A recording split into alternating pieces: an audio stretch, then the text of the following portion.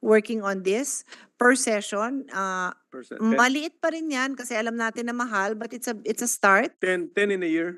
10, you can avail of 10. Is it a year? Yeah, so Just- roughly one a month, one a month, one session. It can be used for different kinds of therapy, like the speech therapy, the occupational therapy, the consultation.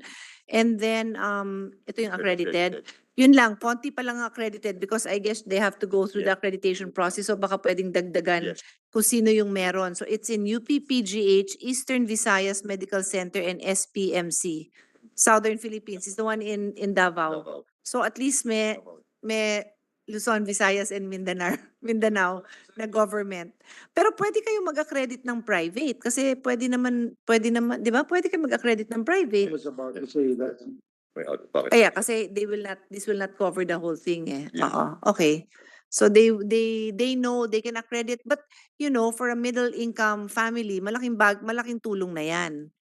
Kasi kahit kumikita yung parent ng 30 or 50,000, nakakabawas pa rin yun dun sa gastos. If I may, Mr. President, if I may just interject quickly, Mr. President, I think it's commendable, and I'm happy to hear that there is such a program like this.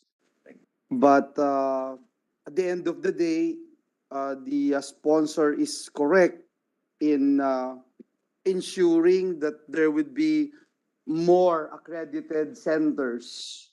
But more than that, Mr. President, is the challenge of looking for the right experts to look into it.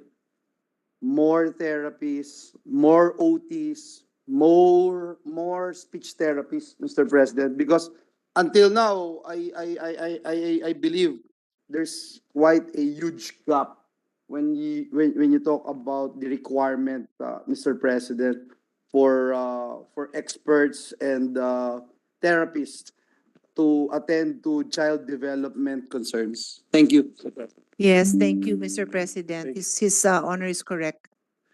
And thank you to PhilHealth for volunteering information. But actually, my question was addressed to the DOH. If you can design your budget in such a way that you have a public health program, then you have an amount for the procurement of mental health commodities, 682 million. Can you not design your budget in such a way that you will have a program for the developmental situations or challenges, Mr. President? Itong program yung mental health, gumawa sila eh. Oh. Can they not have also? Can they not help also those short of mental health, but they say developmental situation or condition, Mr. President? It's absorbed in their own budget. Yes. Tama. So, Mr. President, to be clear, because we only have 96 developmental pediatricians, then the ability also to roll out those programs is a factor. But the hospitals themselves, where these doctors train or practice, have budgets there. So yung nabanggit, so hindi ko pa ho naiisa-isa yan dito. There would be budgets, let's say in PGH, may budget yan. PCMC, may budget yan. So we can pull out those separate budgets. So unlike yung sa DOH na mental health budget na isang lump sum, naka-spread out sa hospitals yung programs depending on the hospital's service offering. So per hospital natin makikita. But that was mandated by the DOH. We're talking about hospitals, ano ba tawag mo doon? DOH run hospitals, tama? May occupational therapy. That means it's a control. It's control. It's a control power of the secretary over the hospital, tama? Mr. President, to be clear, this is how it works for the developmental PEDS program. So if once diagnosed, it refers sila, let's say, occupational therapist, speech therapist. So those centers are available in those hospitals. So isa-isahin natin yung hospital to see yung occupational yan, does not only cater to autism, pero lahat ng may developmental, no? they cater to them sa occupational. But again, having said that, your occupational therapy center would also be catering to stroke victims, di ba? So hindi naman yata nakaseparate po yun. It's just that that service and cerebral palsy. So yung service is there. The service is there. And developmental conditions are part of the patients with developmental conditions are part of the patients that receive the services within the hospitals that have those services. Okay, so we'll just get feedback from our constituents, Mr. President, when they try to avail of the services as we have announced tonight. So tingnan na lang, tingnan po natin. And DOH is committing to us that they will expand those services, Your Honor. But I am also telling DOH that your ability to expand will be limited by the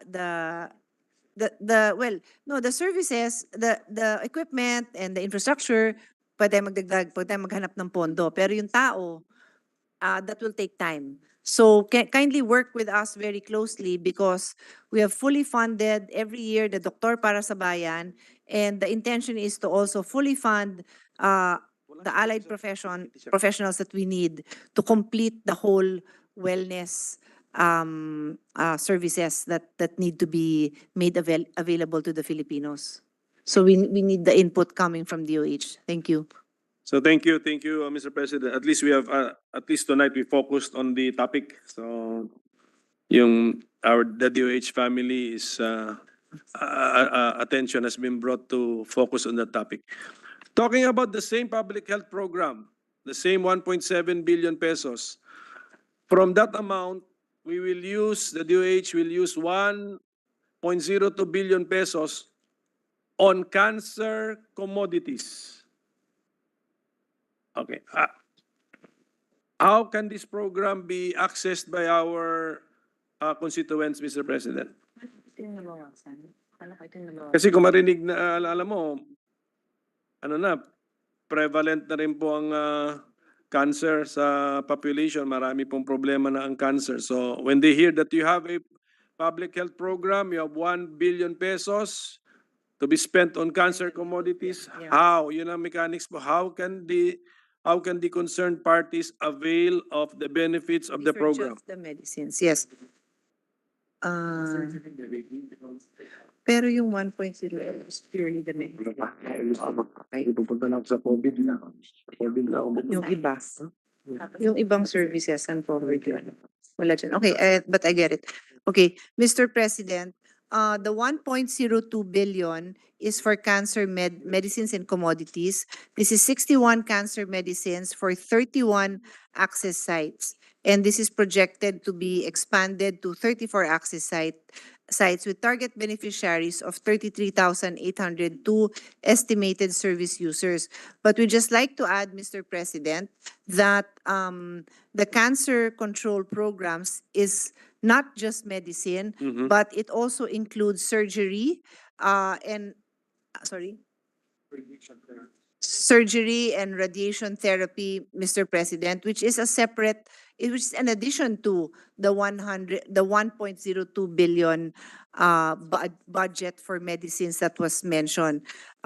Mr. President, 80% of cancer are bulk forming and amenable to surgery and radiation. So I recall at my very first meeting with the secretary, he discussed this with me because you are a surgeon, right? Yeah. So he is a surgeon. Hindi, kasi you're many things eh. Kaya sinisigurado kong tama yung masabi ko. He's a surgeon and very familiar with the needed interventions. And he was explaining to me at that time, not now, that yun nga, with early detection, surgery, radiation, a lot of this would be life-saving interventions, Mr. President. Sige po.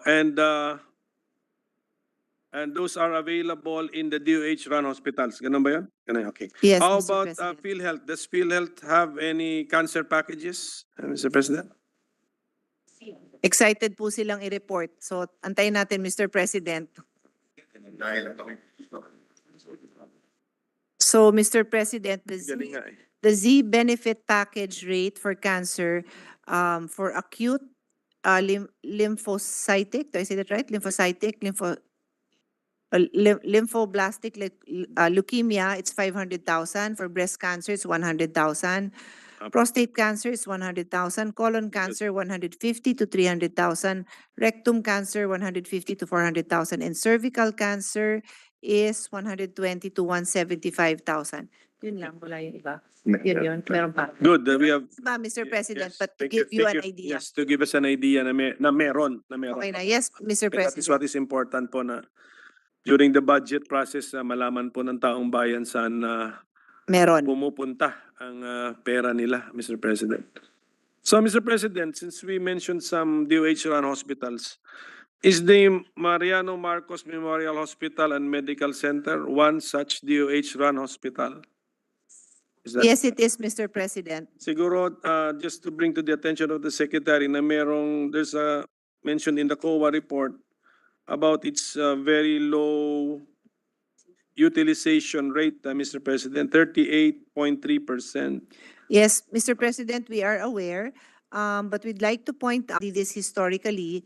And normally, when the COA makes its report, it's not yet towards the end of the year, so the utilization rates tends to be lower. But by the end of the year, they have a good utilization rate, Mr. President. Was that how, are we talking about the same time period? The COA report is a 2022 COA report. So, Well, I'm talking about October 2023. The 2023, utilization, sige. the obligation is 80% and the disbursement rate is 77%. Do we have the year before? okay na po yun. So apparently, But at least the at least we hospital know that, already, yes, Mr. President, thank you. siguro took into account the COA finding and addressed the COA finding to make sure na hindi maulit sa next year. So, but PhilHealth is here. Meron kasing phone in naman question po na the member cannot avail of PhilHealth benefits unless you spend at least one night in the hospital. So, Yes. Yeah.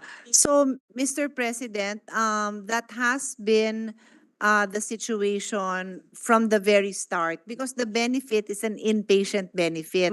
That is why, Mr. President, for many years, the goal was to be able to roll out the outpatient benefits. Kaya po nagkakaroon din ng issue, I'll just mention it, na tama yun. I don't know how rampant it is, but there would be times that a doctor would just insist that the patient would stay and admitted para nga maka-avail. So that is the sad reality of when we start a program, it usually is a inpatient program, and that's why it's very important that we are able to roll out the outpatient program, Mr. President. Okay, so Ah, meron na? but you'll avail of that. There's a different emergency package. Mr. President, they are now developing a package for emergency cases to address a lot of incidents where hindi naman talaga kailangan mag-overnight, no? Talagang emergency case. I'm glad you're developing that finally. Kasi ang tagal ko nang Kasi narinig yung from- issue na yan. From experience, Initiative of our Secretary, Mr. President, thank you after all these years. 2 decades na po akong nag-aantay niyan. overnight, ano sabihin nun? 19 years to be exact. Well, from experience, Mr. President, sometimes nag-overnight naman tayo sa hospital, but we are not an emergency case. No, Mr. So President, what's the we point, are, Mr. Why, and it is not the law which requires the benefits to be extended only to inpatient, di ba? Siguro yun lang yung program na ginawa ng PhilHealth. So really requires it. is it the law? Is it the law which requires that it must be an inpatient care, meaning to say one night in the hospital before benefits can be extended?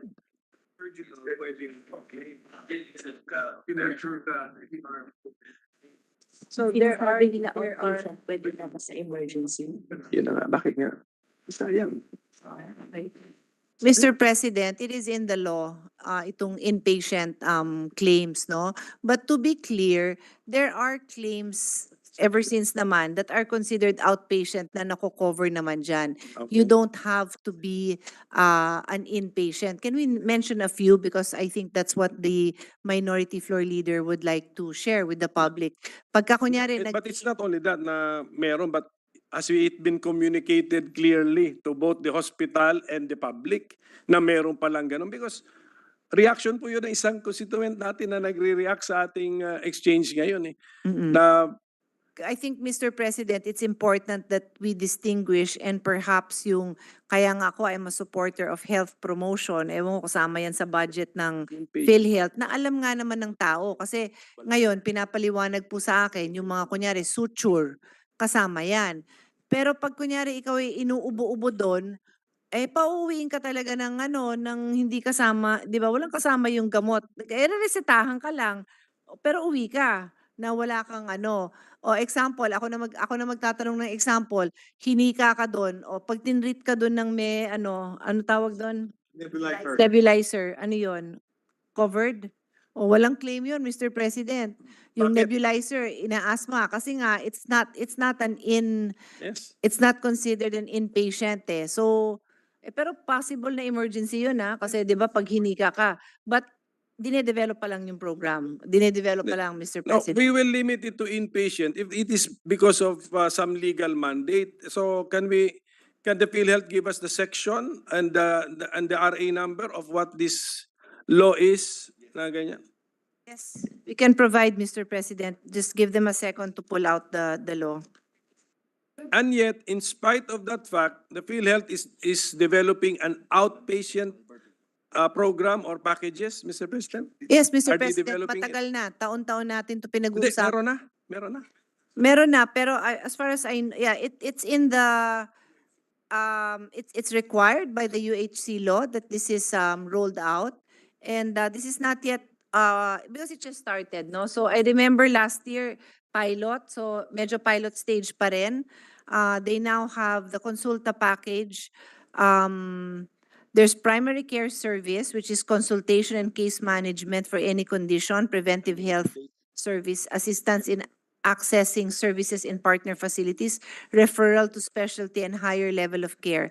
Then they have 13 laboratory services. Ito yung mga CBC, urinalysis, pap smear, etc., blood sugar, etc. And then 21 kinds of drugs and medicines are now available in this Consulta package.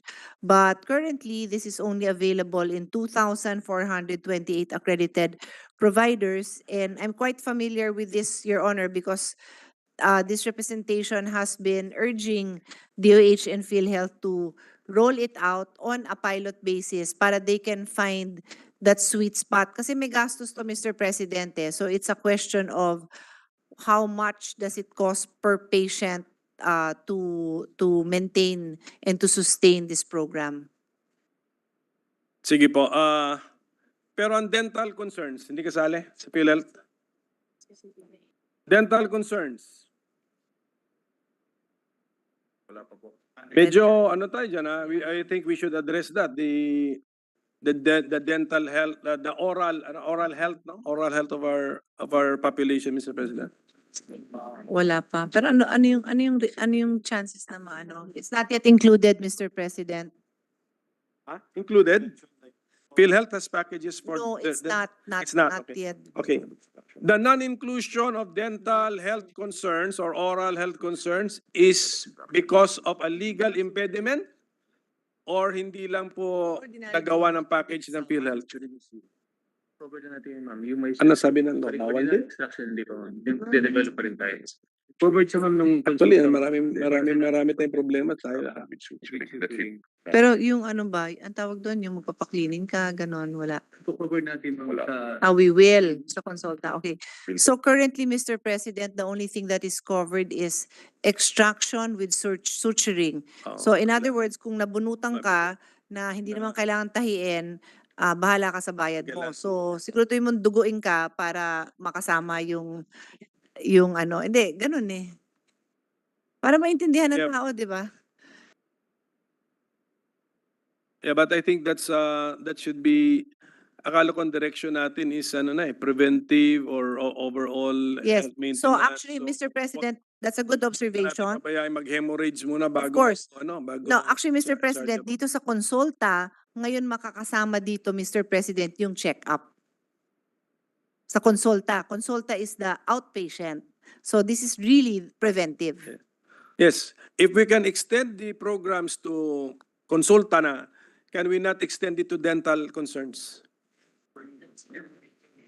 No, as I was saying, Mr. President, yung check-up ng dental check-up will be part of consulta. So what His Honor is saying, and I suppose it's I mean, honestly, antayin mo bang bulok na yon para pagbunot, duguin, para makasama, di ba? Parang yun nga yung point ni Minority Floor Leader na, ano, di ba?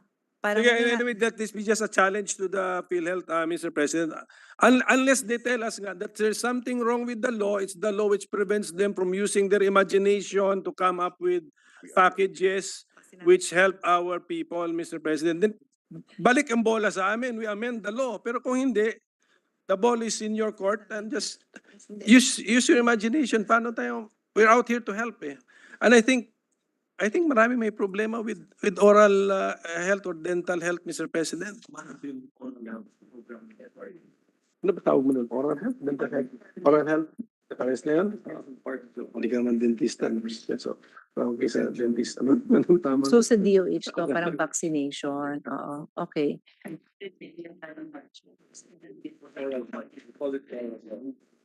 So where is this available? Through public hospital? Punta na ako sa COVID na. Tapos na. COVID na tayo. May vaccine.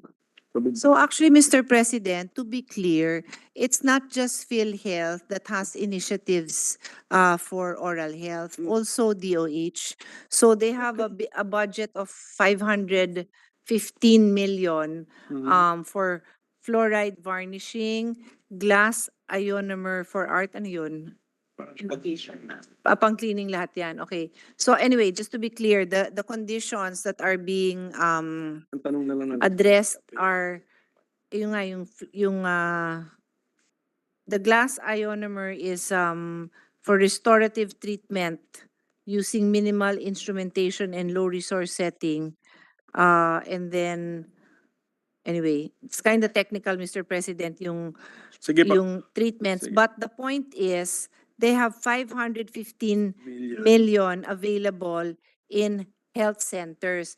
And I recall, Mr. President, that a lot of LGUs, because Health center. His Honor will recall that healthcare is supposed to be also devolved. I recall in my visits to the countryside, there are quite a few LGUs that have already included free dental packages. So this is not a PhilHealth reimbursable. This is a service of either DOH or the LGU. Parang vaccine po, di ba? Hindi naman ho yan PhilHealth eh. It's a, how do you call it? It's a national program, Mr. President. National program administered by the DOH. Yes, yes. Correct. Oral health, Mr. President. Sige po, basta na-announce natin ngayong gabi that there is a program, it's in the barangay health centers, in the form of commodities din ito? Or is a And service? Services, opo. Services? Oo. Our barangay health centers are equipped with dental chairs, Mr. President? Yeah, so Mr. President, itong program ng DOH includes prevention. This is the routine, preventive, and essential curative care. So ito yung check-up. And then screening. Ito yung oral health screening integrated, yun nga, dun sa check-up. Yeah, that's it, Mr. Sige ba, President. okay. At least na-announce natin ngayong gabi.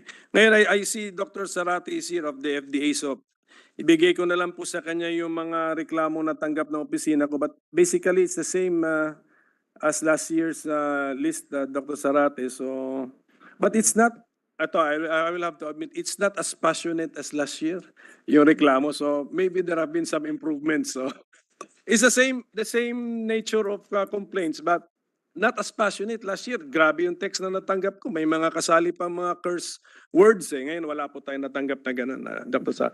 So I hope that's an indication that there have been some improvements, Mr. President. Mr. President, the Director General was saying to me that they are in the process of digitalization. As of now po, ma'am, we are already 90. Delay lang, But, ano? the problem with the old system is the payment system, but we're addressing it right now. So here po, if you Payment nyo, bakit? There are two types, e-portal and services. Oh. Those e-portal, magbabayad sila sa land para maglagay yung payment. Oh. Pero if you are in the new services, may automatic. So lahat ng mga portal, may grade ko na po sa e-services para automatic. So Okay. it's more So it's the payment system, Mr. President, that they are still working on, as it's not yet that user-friendly. Actually, I just want to add to that, even though it's not the question of His Honor. Until I think a month ago, actually, my brother was trying to access the FDA site, and there's a notice there, an advisory that says, what? Under maintenance. No, but wasn't there, yeah, it's only available 9 to 5. And takang-taka po kami kasi, ano ba yun? Parang araw-araw after 5 p.m. sarado yung digital portal nyo. And that was there for like 6 months. Ma'am, So this is not the question of the minority floor leader. This is the question to myself. Yes, yes. we're migrating the system. Because I'm not aware of the. Ngayon lang ako nakarinig ng ganun eh, na 9 to 5 lang. Ako kasi po, we're migrating the services po. And like the Shucks, in-access na yung website. I'm making known that concern kasi I'm just saying I have never ever encountered, I don't know if any of you have, a site that tells you na open lang siya na 9 to 5. Wala pa akong nakitang website na yun. It's possible na sabihin sa inyo na ang aming ano tawag doon, our Officers. our office hours are 9 to Operating hours, 5 or our personnel will only get back to you at 9 to 5. Pero to be able to punch in something, never ko po narinig na 9 to 5 lang yung ganon. So I just want to put that here on record kasi yun nga, never ever, and pati yung staff ko, pina-check ko, wala ho kami naririnig na ganon na buong, yung hindi ka man lang makapag-submit ng data after 5. Eh, digital nga lang yun.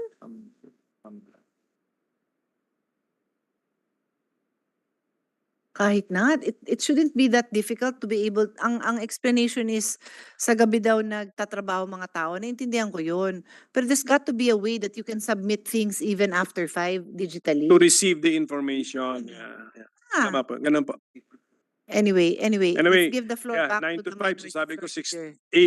8 hours lang yun. So 16 hours of the day wasted although you're available online. So, Yeah. anyway, I adopt the question of the sponsor as my you, own. thank you. Thank you. Thank you. Yes.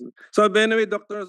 Sarate, yung complaint talaga is actually the delay. So please find a way. Yeah. Just like you think like you're a court, reklamo sa court system delay. So ganun po. Asan na yung letter? So With the permission of the minority floor leader, may question lang si Senator yes. of course. Legarda.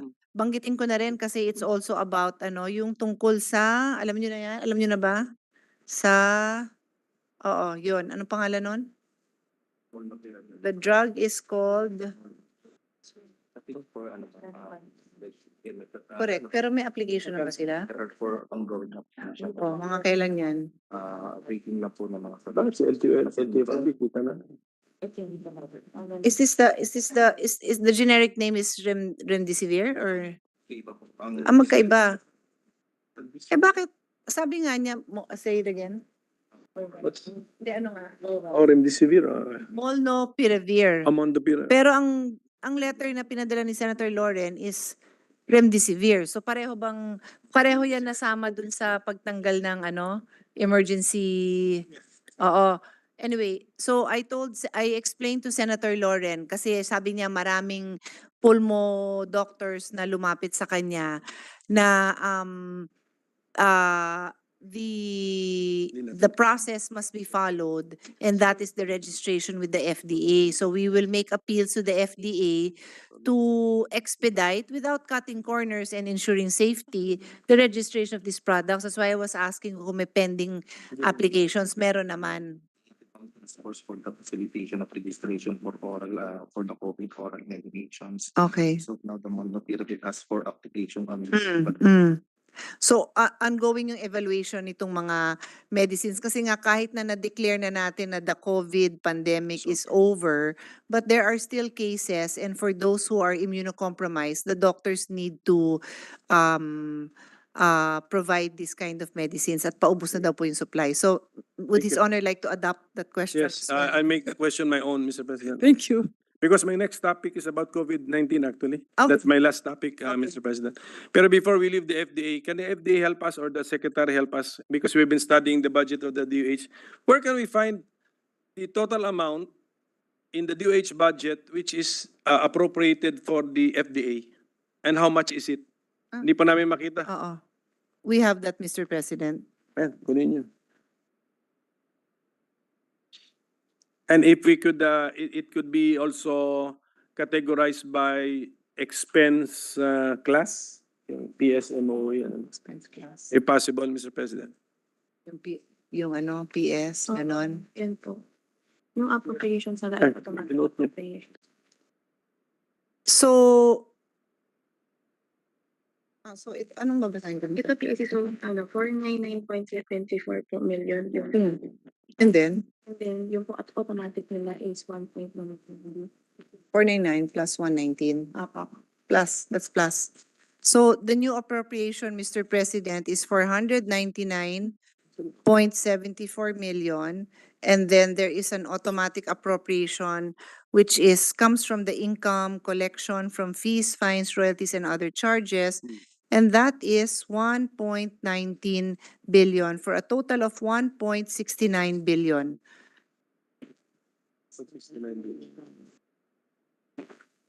Is the budget of... Sorry, Mr. President, can I ask our SecGen to check the aircon? Biglang uminit po. Thank you. Thank you. Section, please, or we'll ask the Sergeant at Arms No, sila kasi. to check the airplane.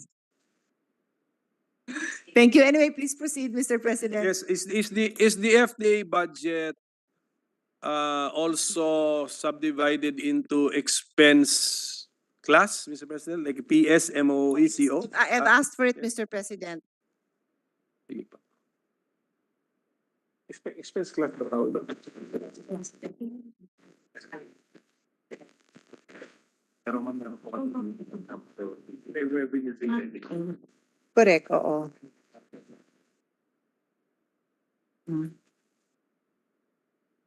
Asan dyan? PSN. So, Mr. President,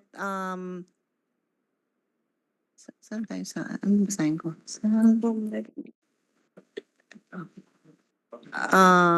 The PS, Mr. President, is 194,797,000, and the MOE is 101,713,000, Mr. President.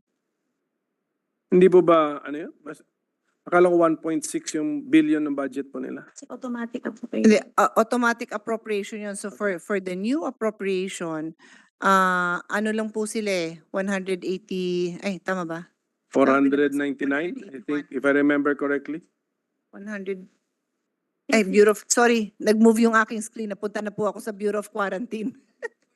499, 499.74, Mr. President. So that was the. Did it add up?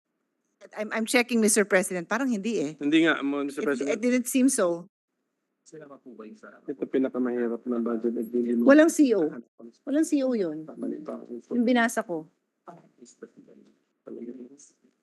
Tapos yung 1.1C na automatic Yes, appropriation para sa... Binigay po kanina is PS ang kudrami meron, 499. Ah, And then yung CO po kasi is hindi. Ba't nagbasa ako ng MOE? Ano ba na ba? Wala na. Bakit? Mr. President, I'm sorry. For FDA, the PS is 499,742,000. Walang MOE and walang CO. Tapos nasa automatic. And then, under the automatic appropriations nila kinukuha yung Correct. para sa kanilang MOOE. And then may CO kayo? What is, Okay. so CO will be taken from the automatic appropriation? Yes, Mr. And what would be the amount of the CO? Ano yun? Asan? 675. 675 million, Mr. President. Explains it. So Mr. President, ito na, siguro last topic na lang po ito. I've read in the news that some countries are undertaking a review of their COVID-19 response. What is the sentiment or the stand of the Department of Health on this subject matter, Mr. President? Should the Republic of the Philippines undertake a review of our COVID-19 response? Definitely, Mr. President, that's the answer of this representation. And the secretary is also saying that they have already. And the details are, Already a pandemic preparedness and response plan that was drafted by the interagency task force. yeah, I know, That's but already- ang tanong is, How much did we spend sa yung bakuna? Ilan namatay? Ilan ano? So, yung tanong, i-remind mo ko sa mga tanong. Any questions?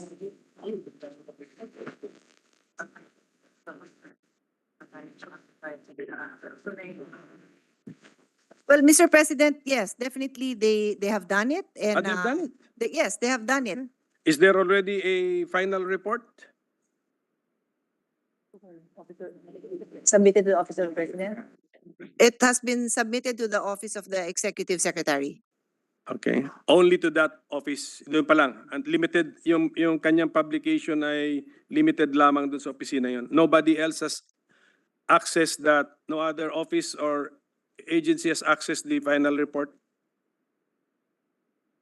Mr. President, this representation offers to file a resolution and then invite DOH to present those findings in that report, Mr. President. The with report is not top secret, so it can be shared with with the Senate itself, Mr. President. Yes, At the earliest possible time? yes. Okay, so good. Because does the report contain the total amount that the Republic of the Philippines spent to respond to the COVID-19 pandemic? Is it there? It was not a financial No review. financial. It's a response without, Okay. yeah. the financial. The effect of our COVID-19 response to our total national debt, is it there? Wala din. Wala siguro, Mr. President, kasi nga, it's a technical review, Mr. President. The total number of vaccine vials or shots that we procured We have, Mr. as part of President. our, okay, We have the that. total number of vaccines that we accepted as donation. We have Meron, Mr. President. the total amount of the vaccines that were wasted. Is that also reflected in the report, Mr. President? More or less, Mr. President, lahat po yun available. May I know the vaccine wastage, Mr. President? Total amount, if not in the number of vials, Mr. President.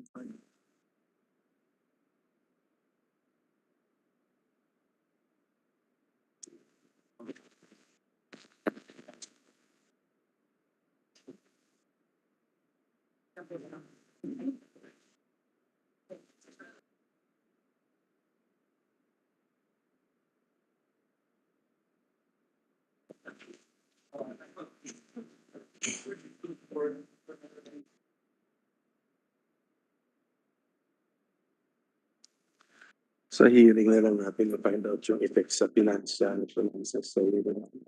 gastos, inutang, pautang. Kasi billion yan trillion siguro.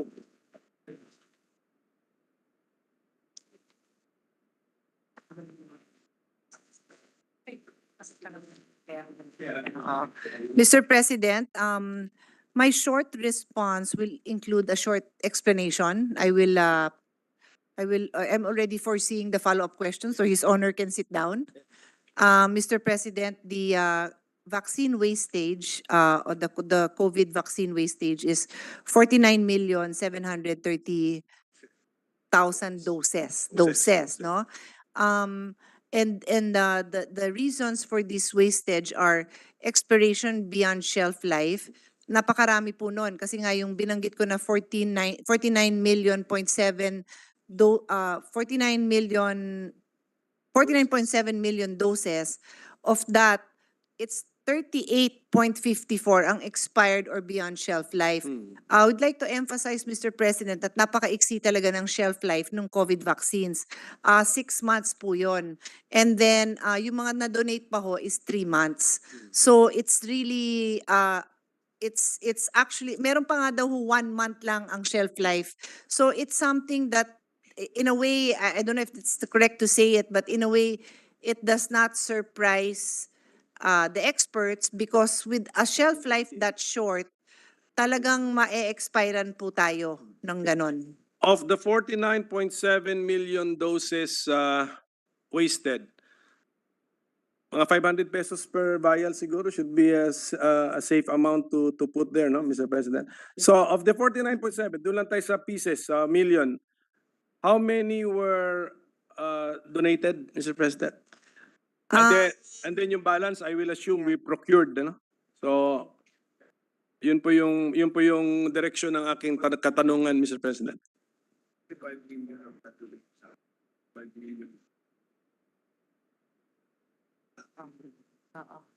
So, Mr. President, 155.8 million doses were procured, and then 95.9 million doses were donated. So, Ilan po yung donated? parang 2:3 halos, no? Ilan? 3:2 pala. 95.9 million doses were donated. Okay. So yun yung totality. But of the wasted, can we determine sa 49.7 of the wasted, how many were donated and how many were procured? Kasi yun sa donation, meron tayong excuse na 1 month, 3 months. I'm sure we did not procure such a short lifespan of vaccines, Mr. President. May minimum naman yata tayong lifespan ng ating procurement, Mr. President. Oh, pero donation pa rin. Hindi, pero donated pa. Pati si private, donated pa rin. Diba? Donated pa rin to. Private na nag-donate. So, 25 billion. 26. Oo. Total is No. I was about to say 26%. Tama? 27.37. 26,000. Oo. Yeah. Which equivalent to 27. 27%. Tatanong ko muna. Sorry. So 26 Total 26 million was donated.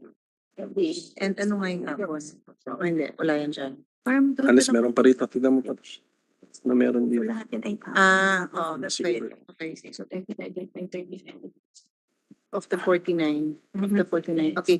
Mr. President, earlier we reported that 49.7 million is the total wastage.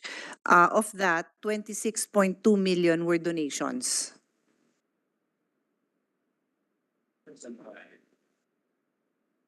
More than half, Mr. President, were donations.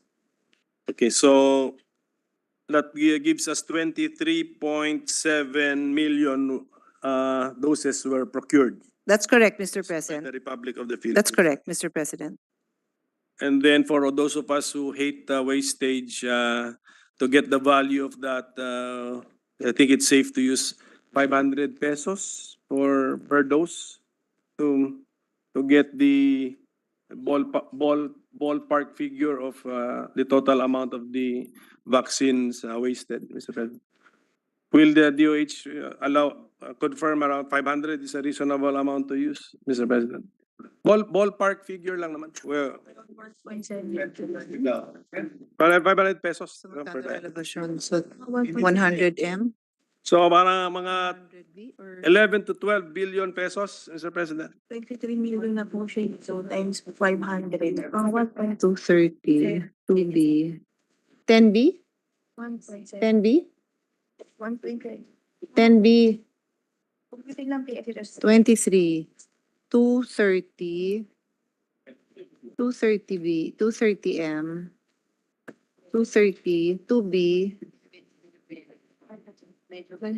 10, 11B, 11. Yeah, using that number of 500 pesos, which is an estimate, it would be about 11 billion, It's Mr. 11 to President. 12 billion Yeah, pesos. Mr. 11 to 12 billion. Okay, so the purpose naman ng review natin is to learn some lessons kung, Mm-mm. kung sakaling, hopefully hindi na mangyari ulit ang pandemic, but there's a prediction yata or that the We have to be prepared for the next. and then the time period between the pandemics is getting shorter and shorter, Mr. President. So are we ordering COVID-19 or procuring COVID-19 vaccines in the 2024 budget of the DOH? No, Mr. President. Okay. We actually have been offered COVAX donation, Mr. President. 500,000 doses. And we will accept the donation. Yes, we are accepting the donation, Mr. President. And this would be the equivalent vaccines? Yes, that's correct, Mr. President. So at least we have a categorical answer na we're no longer appropriating any fund for the procurement of COVID-19 vaccines in the 2024 budget. In the future, Mr. President, does the DOH believe that we can avoid these NDAs, NDA provisions in the future procurement contracts for vaccines, Mr. President? Yeah, I know, but can it be avoided? He knows that. Yeah.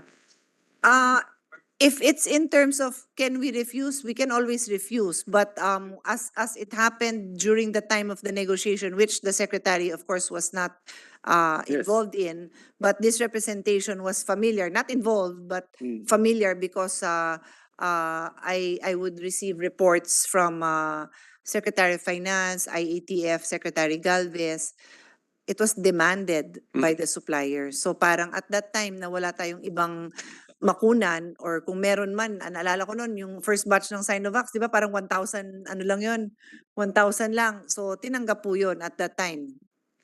I understand also that this was a condition imposed on many countries at umalma na rin yung ibang countries. So I don't know kung collectively pwede na nating iwasan yon na maganon tayo. Sige. Let that be part of our review of our COVID-19 response as well as how the pharmaceutical companies behaved or made some impositions, Mr. President. Naging take it or leave it ba? Yung NDA, they will President, not supply oo. us. Both the secretary and I confirm that's what I've heard during that time and that's also what the secretary knows. Talagang remember the production was very low still. So inuunahan natin and they really would divert it somewhere else if those NDAs were not signed.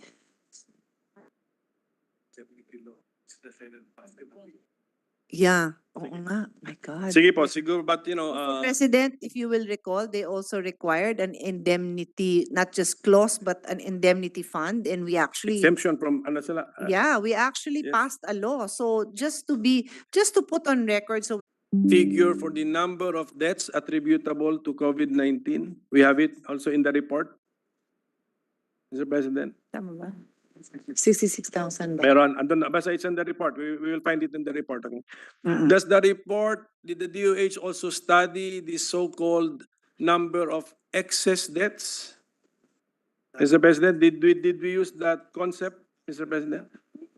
The excess deaths are reported recently by PSM. Because it's the computation of a 5-year average. Okay. Yeah. Okay. It's not in the report. Yeah, it's not in the report, Mr. President. That is something that came from PSA. Yes, we can use the concept as a metric in our, once we hold hearings on the resolution of our sponsor. It can guide us into something, or it can indicate something. So depende po. We will listen to the resource persons on the value of that figure on excess debts during the period of the pandemic, Mr. President. So Mr. President, one last thing, meron na naman nag-communicate po sa atin on the Buti pa Oh. kayo, Mr. President, hindi nagsasara ng 12 o'clock yung Opo. opisina Opo. nyo. Bago ako magpatuloy, since our resource persons are the expert on health, is it still healthy to conduct interpellation at 12:01 after 12 hours, Mr. President? Hindi na. After spending 12 hours yesterday The last interpellating, so it's no longer healthy. So this will be the last question, Mr. President. The government still owes 20,000 pesos for each. No, the government still owes 20,000 healthcare workers 1.94 billion pesos in back pay. Is this a correct figure? Is this a correct statement of fact? And is my figure correct? And how will we address the problem, Mr. President? Actually, Mr. President, your figure is not correct. Okay. How much? What is owed is 62.7, well, the funding requirement to meet all to be able to deliver on the commitment is 62.77 billion, and this is for 10.4 million claims. These are arrears from July 2021 to July 2023. Okay, so that's the accepted amount. We recognize it that we,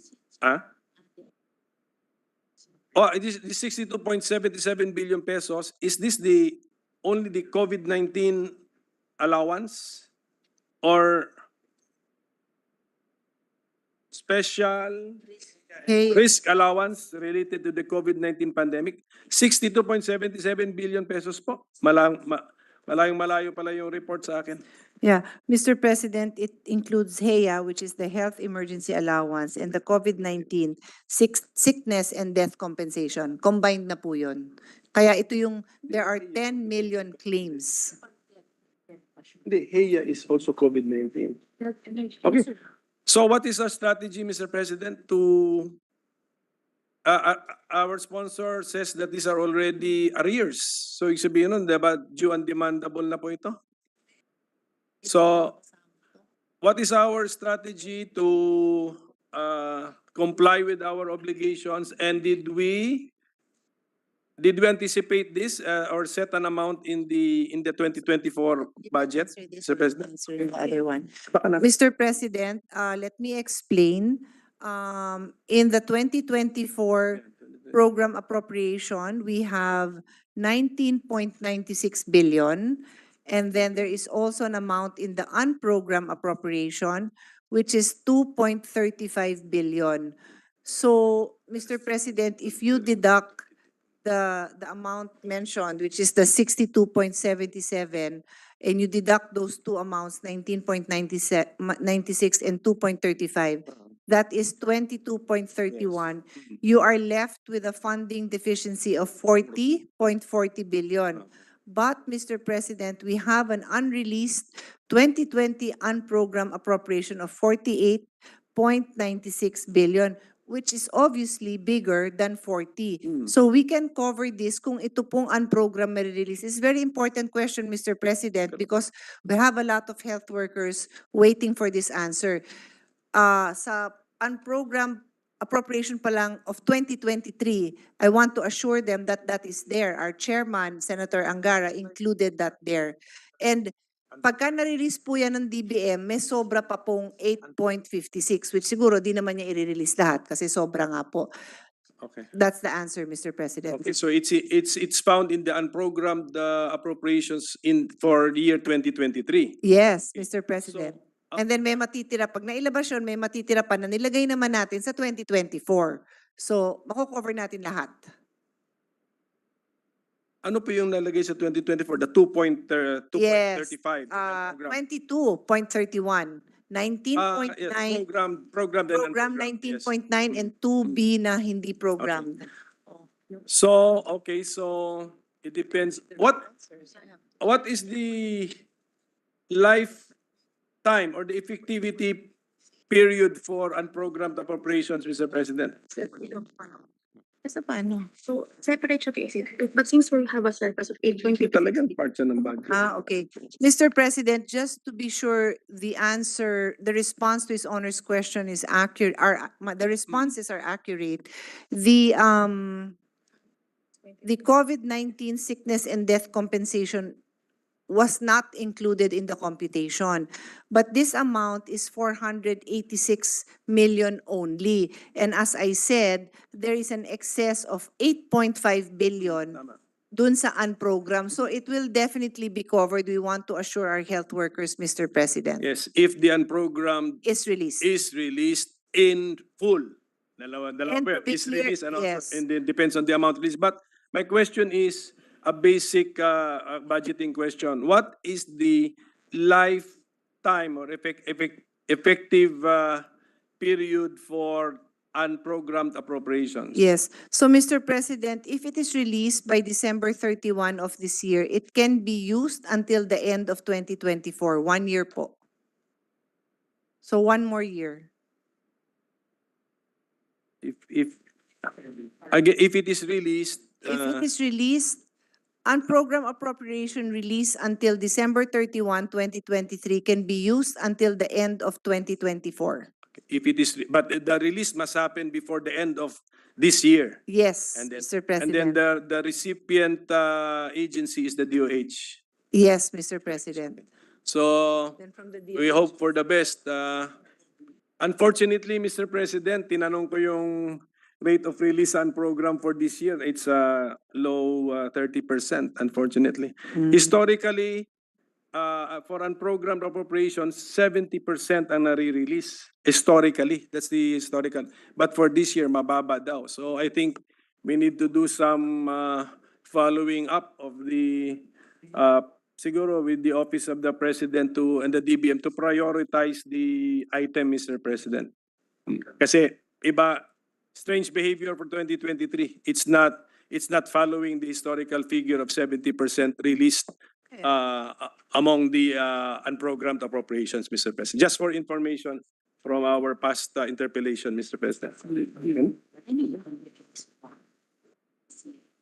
Okay, so with that, Mr. President, so we need also some vigilance here to follow it up and some luck and also some help for the government to collect siguro extra revenues, Mr. President, in excess of projections. So thank you, Mr. President. I just wanted to greet all of you. Good morning, actually, Secretary. Good morning, Mr. Secretary, and to the DOH family. And thank you for your patience, and of course, to thank you to our sponsor for guiding our discussion, Mr. President. Thank you very much, Minority Floor Leader, for your very enlightening questions to give clarity to all our listeners and viewers and your late night callers, Mr. President. Thank you, Mr. President. Mr. President, next to interpellate, just a short interpellation would be our Deputy Majority Leader, Senator J.V. Ejercito. I move that he be recognized, Mr. President. Our Deputy Majority Floor Leader, J.V. Arsto, sir. Yes, thank you, Mr. President. I'd just like to ask our chair a few questions. I'm sure that this will also interest our Senate President because I think all of us made interventions last year to add budget, especially for the specialty centers, which is also a priority of the President. For the record, Mr. President, Madam Sponsor, maybe spread to the record how much is our budget allocation for the establishment and improvement of specialty center under this year's General Appropriations Act. Mr. President, 10.23 billion. Yes, if I can recall, Your Honor, Mr. President, last year, the original budget was about 4.5 billion. Then the Senate initiative through the Senate President added 2.2 billion. and a lot more. So that's about 10 billion. But as of today, I just like to know how much has been utilized by the DOH from the utilized, how much has been disbursed so far. So how much has been, wait, sorry, is this year? Ito dyan. Merong summary. Disbursement. As of today. So as of today, Mr. President, of the 2.235 billion, the obligation rate is 59.17% and the disbursement is 18.54. Nataas pa ba to? Or construction? I'd just like to add, Mr. President, for 2023, no, because the real budget was 4.5, then we added 2.2 billion. I just like to be clarified, Your Honor, if is it true that the utilization rate is only 0.9% as of the moment, Your Honor? 59 po. Specialty center. Yung pinakabago po doon is 59%, Mr. President. 59%, Your Honor? Out of the 6.7, yung pong dinagdagan natin. Out of the 2. Just want to make sure that, kasi because we added a lot, no? Considering that this is one of the priority programs of the administration and the PET, another PET program of our Senate President.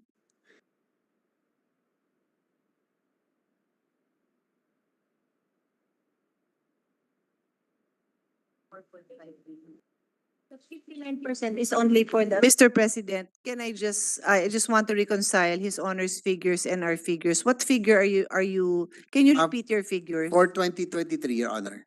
Are you talking about 2.24, Mr. President? 2.24 billion? The total of 6.7, Ba kayo? under the DOH, HFEP, Your Honor. The original budget was So 4.5. you're including, sorry, Mr. President, I need to reconcile these figures. This is the 2.2, which is an appeal, and then. 6.7 total, kasi ginagdag natin ng 2, di ba? Yeah, the original budget last year was 4.5, then through the Senate initiative, we added 2.2, so it's yung 6.7 billion. That was intended for the specialty centers. Yung HFEP? Sige, a minute suspension, Mr. President. Session suspended. Kaya magkaiba.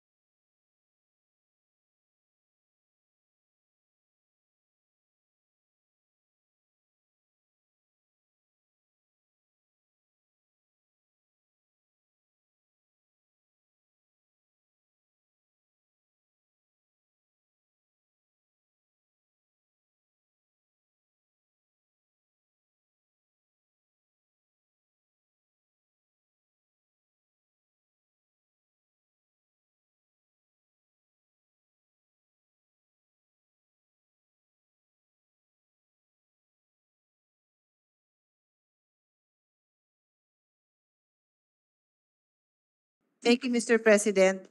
Mr. President, I'll repeat the figures I mentioned. The obligation rate of 59.17% and the disbursement rate of 18.54 is for the figure of 2.235 billion, which is the amount that His Honor is referring to that was added by the Senate, Mr. President. Mr. President. So with that amount, actually, we still have another month. I'd just like to ask also the DOH, what's their catch-up plan so that, we can maximize. Because for 2024, the budget for specialty centers will be increased to about 10 billion.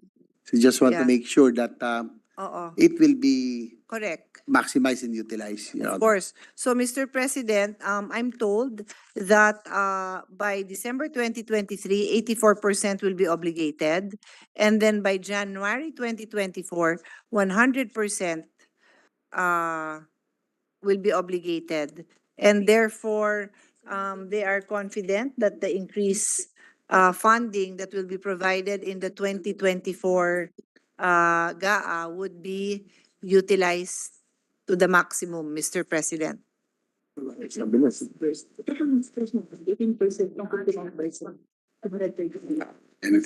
Anyway, Your Honor, Mr. President, last year, the DOH identified hospitals about 10, and this 2024, we increased already. Am I correct? That we increased already the identified specialty hospitals. 928 plus 9, at total is 45.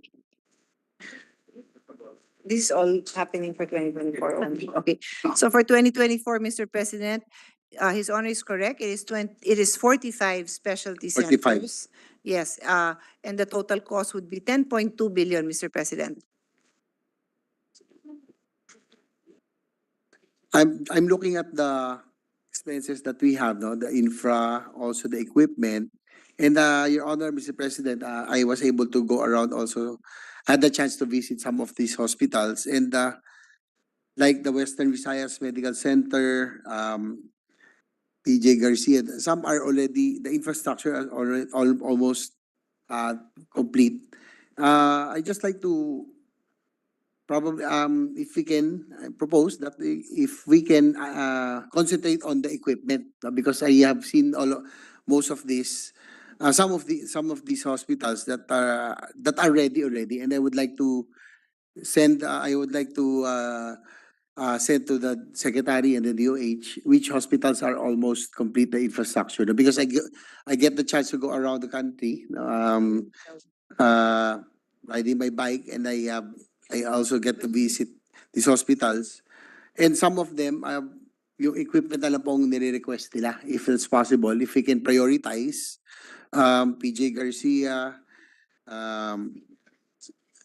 Western Visayas Medical Center, For equipping. yung Southern equipping. Isabela Medical Center, and others, and Northern Mindanao Medical Centers. Ang ano na lang po nila, Madam Chair, so that we can already Ito talaga. maximize and use they can be used already as soon as possible. If we can prioritize in equipping all of these Kasi nag-priority. identified hospitals whose infrastructures are already Yes. ready. Yes, Yeah. Mr. President, I was discussing with them while listening to you, to His Honor, and definitely yung for equipping na lang, no, meaning to say the infra is already there, they just need equipment. There are 9 specialty centers, and then after that, yung for upgrading is 28, and then yung new construction is 9. So there is a prioritization, Mr. President. Thank you.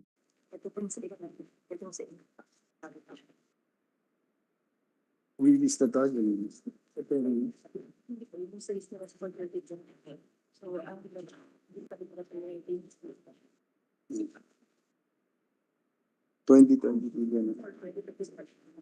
For 2024, Your Honor, Madam President, Mr. President, Madam Chair, I have a list also here that for infrastructure, it's about 8 billion, 8.2 billion. For infra, it's about 8.2 billion. For equipment, it's almost 2 billion, no? Or 1.9 billion, or a total of 10.2 billion. Yes, that's Correct. correct, Mr. President.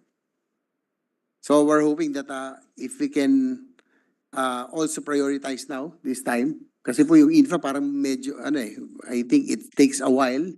But for some of those that are already ready, they're just waiting for equipment. Probably if we can request the DOH so that it can be used right away, and we're hoping that at the soonest possible time with this budget, at least we can have a more complete specialty center that can be used already in about 2 or 3 years, Your Honor. Yes, Mr. President. Yung Western Visayas, no? Yeah, I know, pero which one equipment? There are also requests, I'll just forward, Your Honor, Mr. President, Your Honor, to DOH. For example, yung po, nabanggit ko kanina because I was able to visit some of them like I discussed with the Secretary. Some of the hospitals that we funded together, no? Yung PJ Garcia, Western Visayas, those I mentioned. Sayang po kasi it's already, the infrastructure is already there. Yun po, I hope that we can already prioritize putting the equipment. And also some of the provincial hospitals that are also ready and that are really supporting the the program. No? And it's worth helping some of these facilities, Your Honor. Noted, Mr. President, by the Secretary.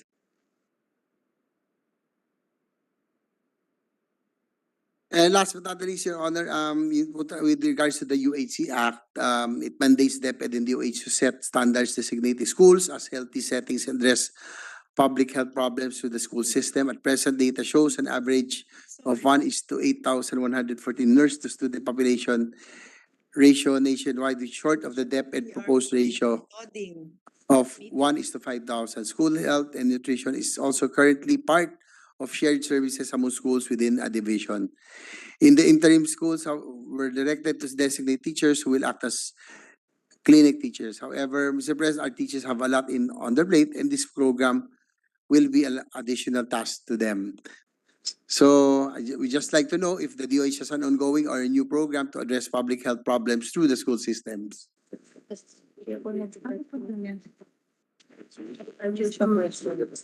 Yung public space. I think that's his question. 1 billion. Okay. Di ba clinical health? Oh, yan, yan, The reason I asked Madam Sponsor, Mr. President, because this is also part of the UHC, you know. Yeah. So, Mr. President, well, even in the earlier discussion with the minority floor leader, we pointed out that that is the challenge to really be able to audit what our needs are when it comes to human health resources. And I think we took this up during the deliberation of the bill.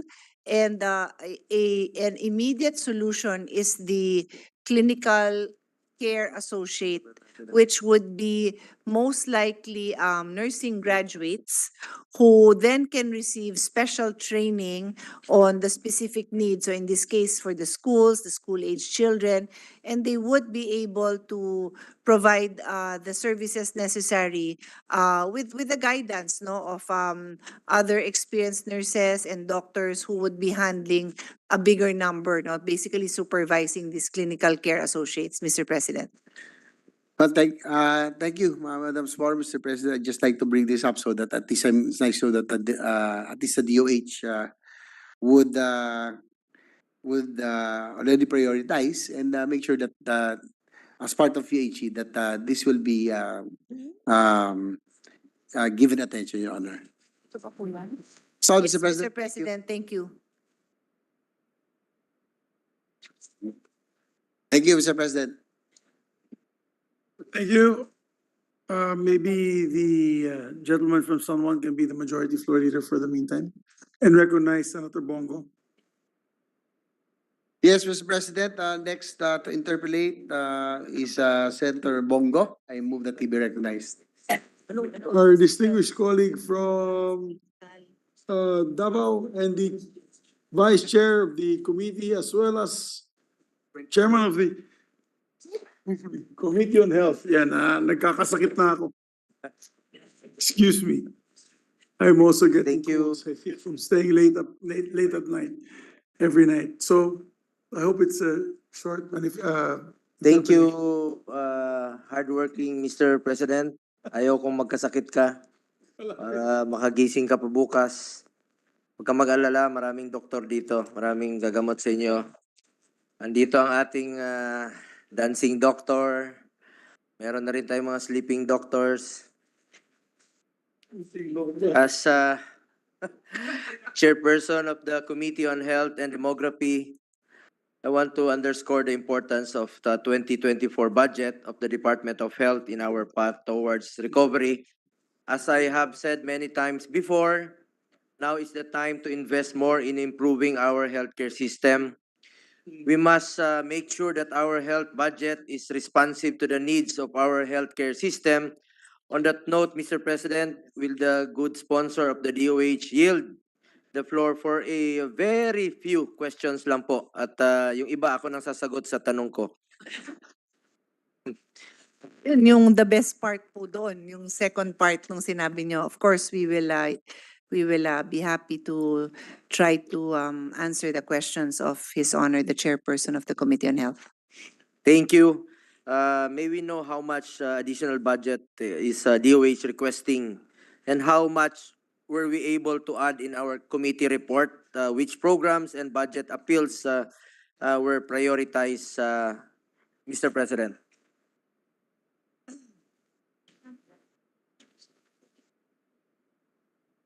Well, Mr. President, the Senate increased by almost 50 billion the amount indicated in the NEP from 306.13 billion to 353 billion.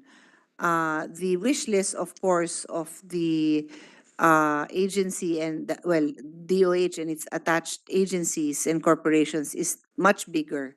But these are the amount, 50 billion was what was accommodated in the Senate committee report, Mr. President. Thank you, good sponsor. I support the increases in the health budget. In fact, I also wrote our finance chairman, Senator Angara, to push for additional budget for the DOH. During the budget hearing, I mentioned the importance of the continuous upgrading of our health facilities. Mahalaga po na patuloy nating upgrade ang ating mga pampublikong ospital na karamihan naman ay mahirap po ang pumupunta at nakikinabang dito. Sa dami po ng pumupunta sa pampublikong ospital, hindi na po nagkakasya mga pasyente. Last Congress, we passed 69 laws for the improvement and establishment of various public hospitals all over the country. Importante po na mabigyan ng sapat na pondo ang mga batas na ipinasa natin para sa pag-upgrade o pagtatayo ng mga pampublikong hospital. We must ensure enough funding for the Health Facilities Enhancement Program, lalo na marami pang pasilidad ang kailangan po ng upgrade. Super health centers, I have been advocating for the construction of super health centers all over the country to make primary care services more accessible. Super health centers are designed to focus on primary care, consultation, and early detection. I note that the construction of 117 super health centers is included in the proposed budget for next year. At ang konsulta package po ng PhilHealth can be accessed in super health centers once they are completed. Paano ang magiging proseso at partnership ng LGU? Libre ba ang konsultasyon? I have noticed po sa increase, andito po ang ating presidente ng CEO ng ating PhilHealth. Meron pong increase, no? 101 billion na po ang budget ng PhilHealth. 21 billion shall be used for the benefit packages improvement and comprehensive outpatient benefit package. Ito po yung konsulta. Magko-complement ho ba itong mga super health center sa ating konsulta package? Yes, Mr. President. Itong additional budget ay gagamitin po sa konsulta package na Yes, pwedeng Mr. gawin President. dito. Yes. Mr. President, once super health centers are completed, they can serve as consulta accredited facilities. We hope that the DOH and PhilHealth would collaborate closely on this for the successful implementation of these projects and programs. Regional Specialty Centers, earlier this year, we passed the Regional Specialty Centers Act. Promise po ito ng ating Mr. President, no? Ang ating reading, Mr. President. Mr. President, promise mo po ito. Wala na. Mr. Yes, President, di ba ito yung campaign promise mo na tinupad po Yes, natin? Regional, Oo. yes, am I don't being interpolated? Yes, Hindi. it says- Yes, that is my principal, my baby and, our advocacy in the last Congress. Yes. And, naipasa na natin yun, so hopefully ma-implement na po. Correct. Maayos. We passed the Regional Specialty Centers Act. 10 billion is already included in the committee report for the implementation of this law. This is a multi-year program at sana po ay mabigyan ng sapat na pondo para hindi na kailangan pumunta po ng Maynila ang mga pasyenteng may malubhang sakit sa mga probinsya. Ilalagay na po ito sa mga existing DOH regional hospitals, itong 17 specialty centers. I also want to know how many human resources, another topic na po ito, no? For health and HR are deployed in local government units. Meron ho ba tayong enough funding for the HRH next year? Yes, Mr. President. And maybe for deployment po and for scholarships. Anong tanong? Sabi I niya mean, may enough. Ang sagot ko po, may enough yes. funding pa po. Kasi daming tuloy-tuloy po yung mga request ng LGUs dito.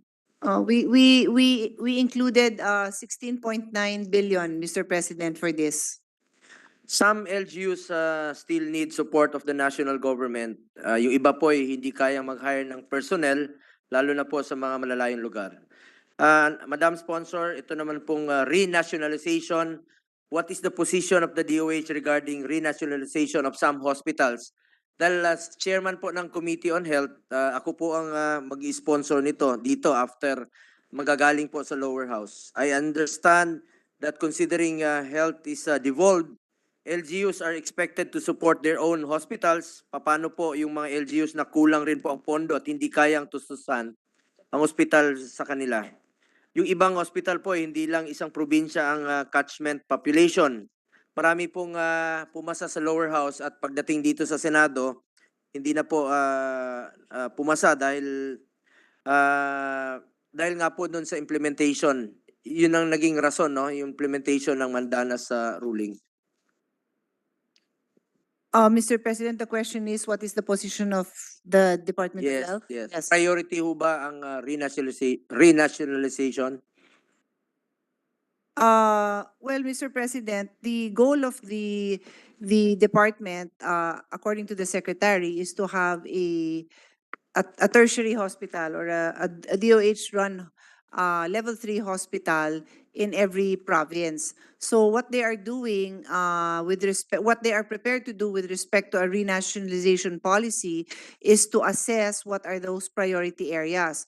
So if wherever there is a low capacity of a hospital, meaning to say yung hospital either it's not managed well or whatever, low capacity, yung ability nila to meet the needs of the population is very low. So low capacity and low din ang income dun sa lugar na yon, yung probinsya na yon. And then nandun nga ho yung gap in terms of yung the services that are needed is very high, then those would be the priority areas for renationalization. Ngayon, kung i-request lang ho ng, let's say, isang probinsya, whether it's a governor, congressman, whatever, in an area na i-renationalize yung ospital na meron namang functioning hospital doon na maganda, then hindi ho priority yon. So Salamat, it would really depend on the needs, Mr. President. Need basis. Salamat, Mr. President. going to Malasakit Center, aside from accessibility of health facilities, equally important is the affordability of health services. That is why I principally authored and sponsored Republic Act 11463 or the Malasakit Centers Act, which mandates the establishment of Malasakit Centers in all DOH hospitals and the PGH. Per last report, 7 million na po ang mga pasyenteng natulungan ng Malasakit Centers. Do we have updated figures na po sa ngayon, no? As of today, ng mga natulungan po ng Malasakit Centers? Kailan ho ba yung latest update na natanggap ng ating kasamahan? Nabasa ko yun during the time of former OIC assistance. We must strengthen the operations of Malasakit Centers. Dapat walang matanggihan na pasyente considering the budget we are allocating for the medical assistance to indigent patients program. I notice po na malaki ang budget ng MAIP. Ang pakiusap ko lang po, gamitin ito para sa mga medical assistance to indigent patients. Walang dapat piliin, walang pili po. Para po ito sa mga poor and indigent patients. Yung mga walang matakbuhan, yung mga helpless at hopeless nating mga kababayan na walang inaasahan po ng tulong po mula sa gobyerno. Huwag po natin silang pahirapan. Pera naman po ito ng taong bayan. Ibalik po sa kanila. During the Commission on Appointments hearing of Secretary Herbosa, he committed na walang matatanggihan na pasyente na nangangailangan ng tulong. The Secretary also issued a department memorandum stating that all patients must be accorded with available services that they need in Malasakit Centers. Again, I would like to remind the good Secretary na dapat po ay walang pipiliin at hindi po selective ang pagbibigay po ng tulong. Hindi dapat magamit sa politika ang pagbibigay ng tulong dahil ang Malasakit Center po ay ginawa para sa mga poor and indigent patients. Lahat po na nakapila ay dapat tulungan. Moving on, Mr. President, hindi rin po natin dapat kalimutan ang sapat na pondo para sa mental health program, lalo na sa panahon ngayon na maraming krisis na kinakaharap ang ating mga kababayan. Marami pong nag-commit ng suicide during that time of the pandemic, no? Magkano po ang PhilHealth coverage for mental health cases? Do they have outpatient coverage? What is the plan of PhilHealth for the benefit packages for mental health cases and consultation? Napaka-importante po nitong mental health problem or issues natin. Yeah, the answer was, of course, merong outpatient. That's all considered outpatient? 4.0? No. Sama-sama na. So inpatient and outpatient? Yes. Oh. Yes, Mr. President, this question was also asked by His Honor, our Minority Floor Leader, and we confirm that there is a budget for mental health. It is 4.77 billion, and this includes both inpatient and outpatient services and commodities, Mr. President. In 2023, 1.9 billion is included in the budget for the mental health program of the DOH. In the 2024 NEP, the proposed budget is 683 million. Ay dapat pong pagtuunan po natin itong mental health programs. We should continue to improve our mental health programs and ensure that all forms of psychosocial assistance will be made available to Filipinos who are suffering from all forms of mental health issues, especially at this time of crisis. Sana po ay madagdagan ang budget para sa mental health. At lastly po, no, last Congress, we passed Republic Act 11712 or the Public Health Emergency Benefits and Allowances for the healthcare workers sponsored by the Finance Chair, Senator Angara. Ayon sa DBM, meron naman pong na-release na 23.6 billion na pondo po mula sa budget ng gobyerno ngayong taon, 19.6 po sa program appropriations at 4 billion from unprogrammed funds. At sana po meron pang inaasahan ang ating mga healthcare workers.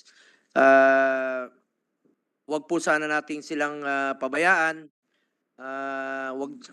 May nabasa po ako na plano nilang mag-rally, no? Kasi ito po ay services rendered already. According to the data na nakuha ko po, nabanggit na rin po kanina, 62 billion po mahigit ang arrears, no?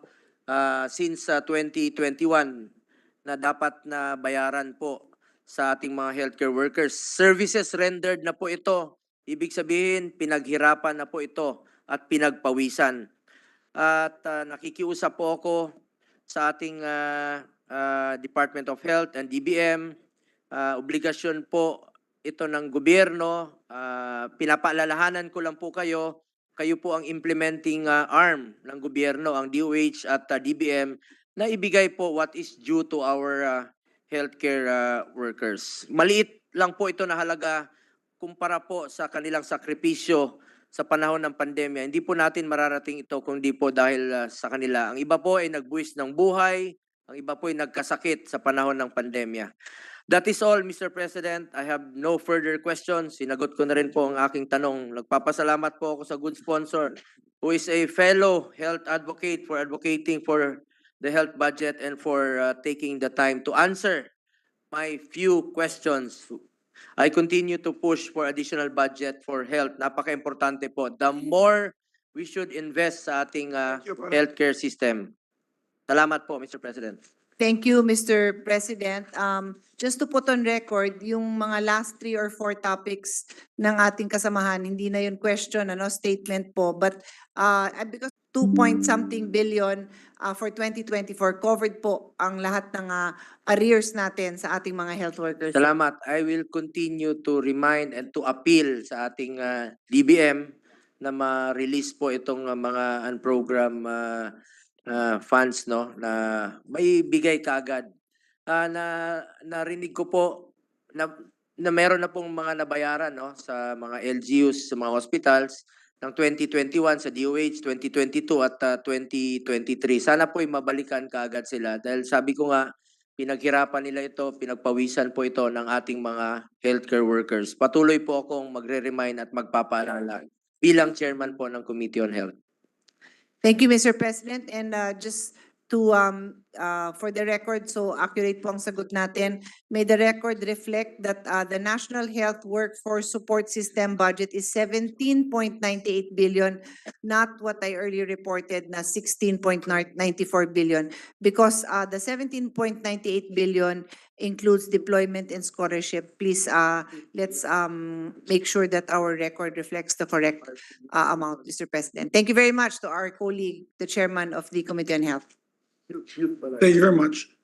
Madam Sponsor, Yes, Mr. President, if I may, Majority Leader, I'll just ask, I also want to ask, just a clarification. I had a message from the Secretary, he was in Bukidnon 2 days ago, 3 days ago, for the caravan of Speaker Martin. Yeah, he had a big caravan there. And I remember he mentioned to me that he needs additional budget of MOE for the building that we donated. I don't know if you remember, during the time of President Duterte, we actually inaugurated that building from our friends of the Philippines Foundation from Hong Kong, Kitsun Ko, and he donated the Northern Bukidnon Health Wellness Northern Mindanao Wellness Center. It's a very, very good facility. They spent about 500 million pesos, privately funded, not a centavo paid by government. And I think there is kulang na MOE. Maybe we just ask the good sponsor if he can ask the secretary. I wasn't able to ask earlier. I should have asked earlier. But what is the need for the 18 million for? 18 million for the MOE for that center, Mr. President. Additional 18 million is needed. What is the capacity now, and what would the 18 million be able to achieve if we add the funds? For additional capacity, Mr. President. Right now, how many people, what is it being used for right now, Madam Chair? I have not followed that up It's a yet. drug rehab, Mr. President. So it's being utilized as a drug? Yeah, so there are currently 50 residents and it can be doubled with additional MOE.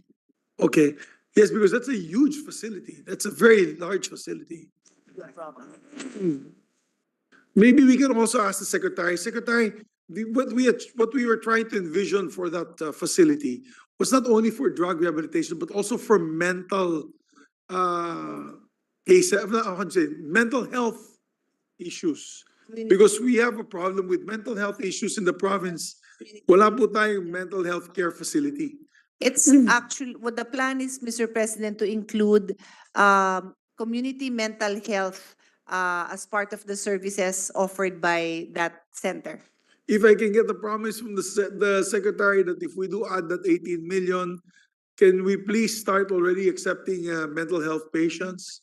Mr. Secretary, because the private institution there is too expensive. It's called Happy Home. Oh, Mr. President, the plan is outpatient, so they can treat but outpatient. Okay. Hindi ho kayo happy doon, Mr. President? Well, sayang yung facility. You know, sayang talaga. If you visited that facility, it's huge. It's a huge compound, several buildings. Mr. President, Opo. the secretary Dormitories is as well. simply explaining that you need a separate facility. You cannot really combine the two different types of patients with those different health issues, Mr. President. So baka pag dinagdagan natin, they can put a fence or a wall.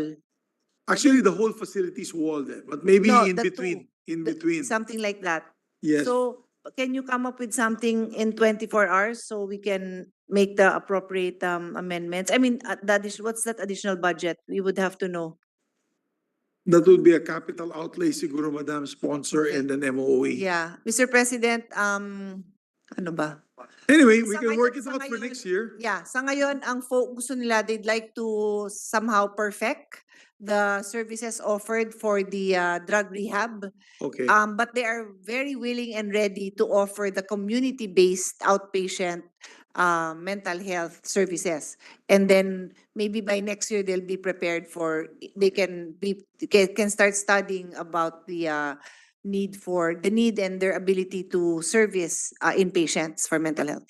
Although I must say that was utilized very, very well during the pandemic. It was, I believe, that's where they were housing most of the positive patients, I think at the time, who were isolated. So they utilized it at that. So yeah, thank you, Madam Sponsor, for answering that. Mr. Secretary, thank you. We'll try to find that 18 million for you. Thank you. Thank Yeah, you. Mr. President, before I make the motion, Mr. President, I was, being the majority leader, parang pambansang utusan tayo dito, Mr. President. The Senate President Pro Tem. Mr. President, I've already brought that up. Yung drugs that are needed for COVID treatment. Remdesivir. We've taken it up, Mr. Yes, President. Mr. I also have Thank you. taken seriously yung binilin sa inyo ng ating Senate President Pro Tem. Thank you very much, Mr. That's good. President. At least wala nang maninita sa akin tomorrow. Mr. President, there being no other reservation for interpellation, I move that we close the period of interpellation and debates and consider the budget of the Department of Health, Office of the Secretary, National Nutrition Council, Philippine National AIDS Council, budgetary support to government corporations, Department of Health, Lung Center of the Philippines, National Kidney and Transplant Institute, Philippine Children's Medical Center, Philippine Health Insurance Corporation, Philippine Heart Center, and Philippine Institute of Traditional and Alternative Healthcare be deemed submitted for the body's consideration. I so move, Mr. President. And I'd just like to put on record, I believe this is the first budget of Secretary Ted Herbosa. Secretary, it's your first budget. The So- only secretary appointed 3 times, Mr. President. Oh, that's Well, right. this is not That's yet part- his hand-woven budget because dinatnan na rin niya to, so konti pa lang yung na intervention niya. Next year daw niyo abangan. Much But better. that's the That's reason good. why I mentioned it, Mr. Good President, news. because you can feel that the trust of the president is there and the trust of the even the lawmakers, Mr. President. So we congratulate the secretary. And we're hoping that Senator Bongo can already arrange the date for his appointment. Nga pala. Nandito yung kanyang chairperson sa Commission on Appointments. Ano ba yung date? Libre ako next week. Hindi po pwede. You know what? I don't get pressured by anyone. Secretary mo to. Oo nga po, now we lost, we had no time at that time. Move for the previous question, Mr. Okay. President. Well, I just wanted to find out from Senator Bongo when the date is. When is it? Inayos nyo na? O, sige. Tomorrow. So therefore, there being no objection to the, Tomorrow? May 3-day notice eh, so next week na. There being no objection to the motion of the majority floor leader, the budget of the Department of Health and all its attached agencies are hereby deemed submitted. Congratulations. Session suspended.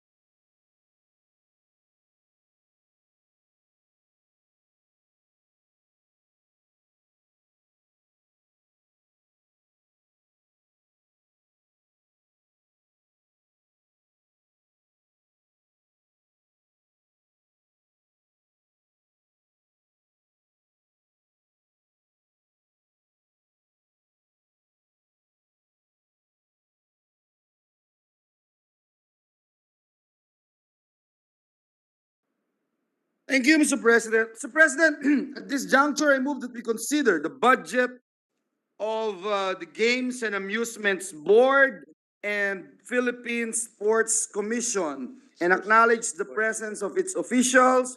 From GAB, Chairperson Richard Clarin is with us, and from PSC, Chairperson Richard Bachman.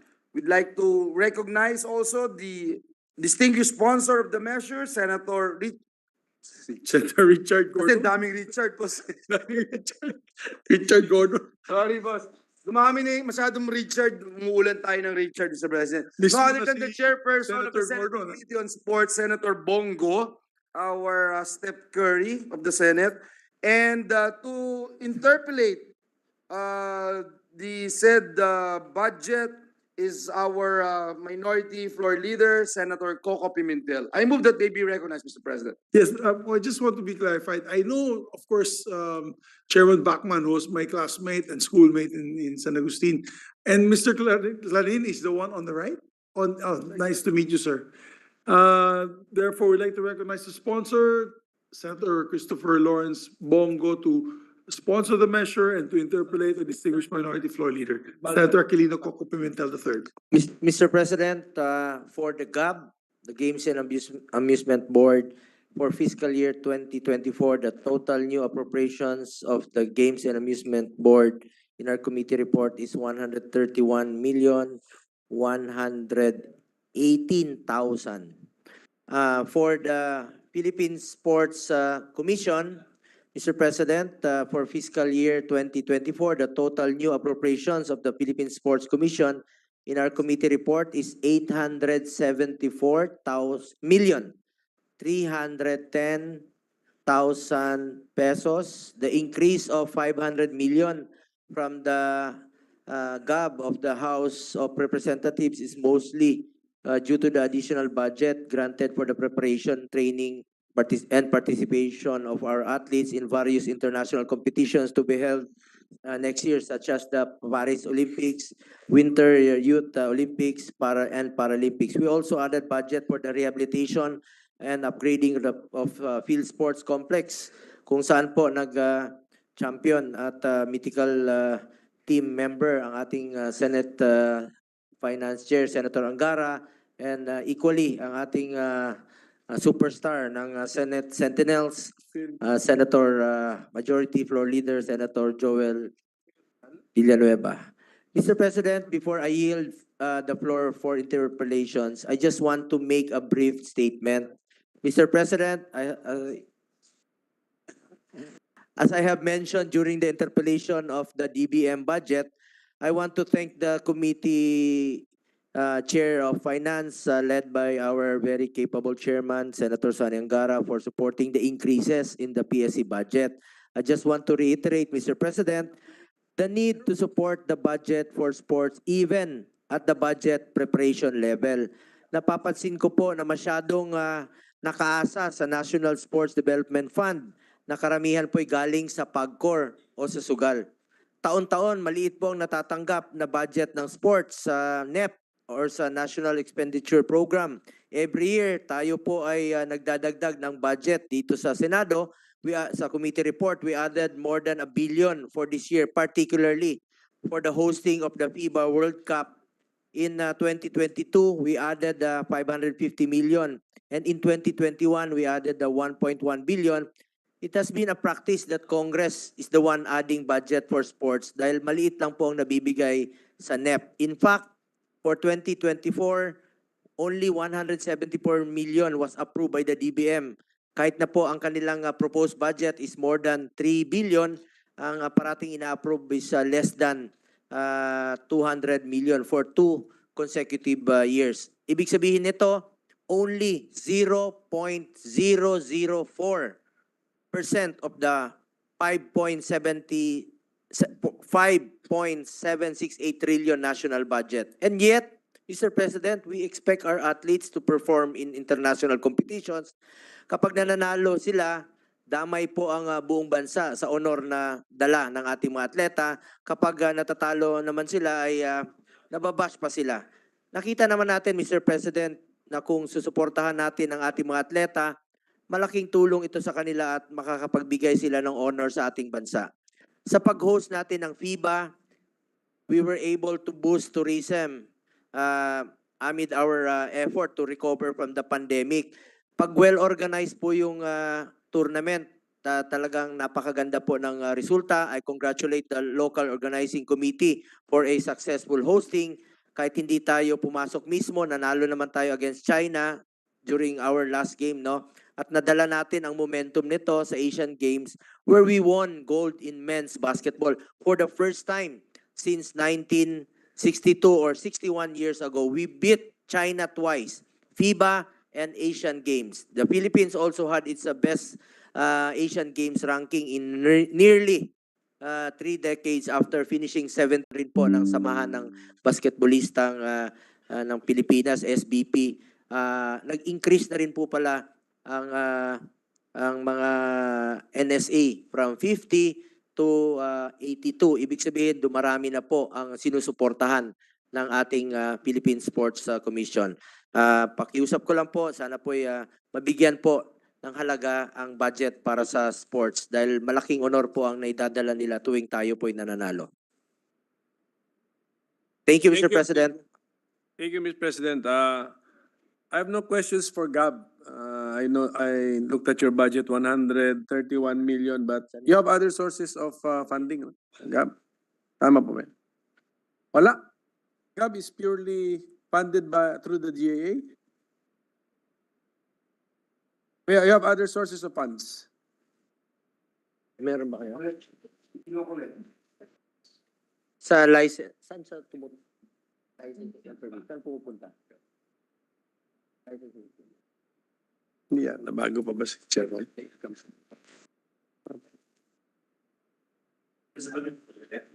Meron pong income, no? Ang GAB, no? Income from admission receipts, and radio and television and motion picture rights.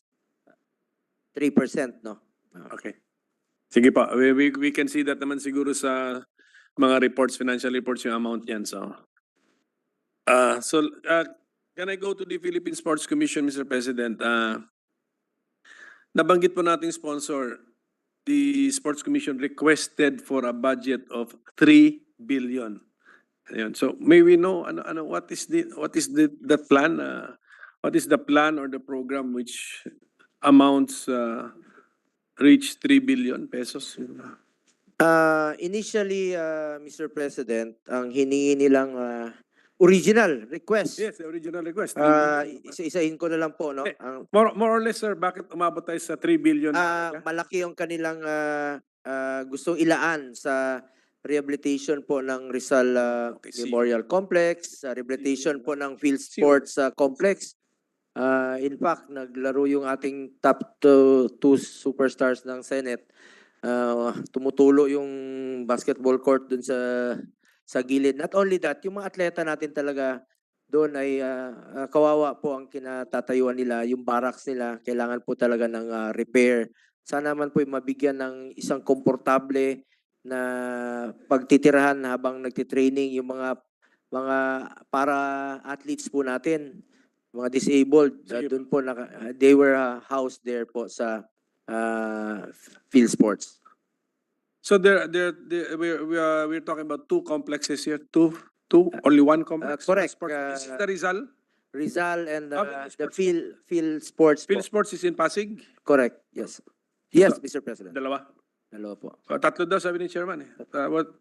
Doon sa original proposal po Baguio. nila. Baguio? Yeah, hindi kami familiar sa Baguio facilities natin. What do we have? Wala sa request niya, di ba? Wala sa request. Originally, nandun sa request nila but not included in the committee report yung pangatlo, Mr. President. Oo nga po. Kasi 3 billion nga po yung nila eh. Pinagkakasya lang po. Sige po, then maybe we can achieve the same thing through this multi-year mechanism. Baka. Because baka yung 3 billion was medyo may mga one-time, big-time amounts po siguro doon. Maybe, I have not seen the 3 billion original proposal. So, just an advice, baka ma-achieve din natin ang same purpose if we go through the route of the multi-year obligation allotment po ba yan? Okay. Actually, Mr. President, kinausap ko rin po si Secretary Bunuan na baka pwede nilang ilagay sa NEP, no? Kaya lang, gaya ng sinabi niya, implementing agency lang po sila or department. Umaasa rin po sila sa concerned agencies tulad ng PSC, kung sports, kung classrooms naman, mula po sa DepEd manggagaling yung pondo. Implementing lang daw po sila. There is a PSC training center in Teachers Camp Baguio pala. 60 million is in the record. Okay. Siguro yun na lang po. And then our committee report, the Senate committee report, gave the commission 500 million. Okay po. So may we know saan saan dun sa kanilang proposed PAPs ang na-fund po natin sa 500 The committee report, Mr. President, rehabilitation of and upgrading of field sports complex, 75 million. Rehabilitation of Rizal, 1 million. Financial assistance to athletes, 100 million. Digitization of PSC, 10 million. Larot Saya sa parke operations, 10 million. Philippine National Anti-Doping Organization, 10 million. Regional Training Coordination Program Development, 20 million. BIP Iaga Games, 30 million. Indigenous Peoples Games, 10 million. Mr. President. Malaki pala po ang disconnect kasi from the answer, 75 million ang binigay natin for the rehabilitation of the Rizal Memorial Sports Complex. Sa proposal po ninyo, 1.6 billion ang inyong hiningi. So I think just siguro advise, Mr. President, for the PSC to sit down with DBM. I mean, ang layo po ng ating... pero committee report na yung 75, ibig sabihin nun sa NEP, zero. Zero po yun? Wala po. Wala Kaya talaga. walang binigay for the Wala. So ito, para makita natin Sa Rizal po, sa House of Rep, no? Yes. Pagdating sa atin, meron silang dinagdag na 200 million sa rehabilitation of Rizal Memorial. Pero sa committee report po natin, dinagdagan pa Nag-add natin. tayo ng 75 So ibigay million. 275. Correct, Okay. Mr. But President. the proposal is 1.6 billion. Nakita ko yung listahan eh. So Sa NEP. ang layo pa rin ng gap. So maybe the agency needs to sit down with the DBM. Baka mag-ocular pa siguro kailangan to really convince them of our estimates. Napansin ko po, napakalayo po. Well, at any rate, Mr. President, yung 2024 pala is an Olympic year, at saka when there is an Olympics, hindi lang pala tayo nakatingin sa regular Olympics, but meron palang Paralympics. And I'm sure we're sending a bigger delegation siguro to the Paralympic Games than the regular Olympic Games. Tama po ba yun, Mr.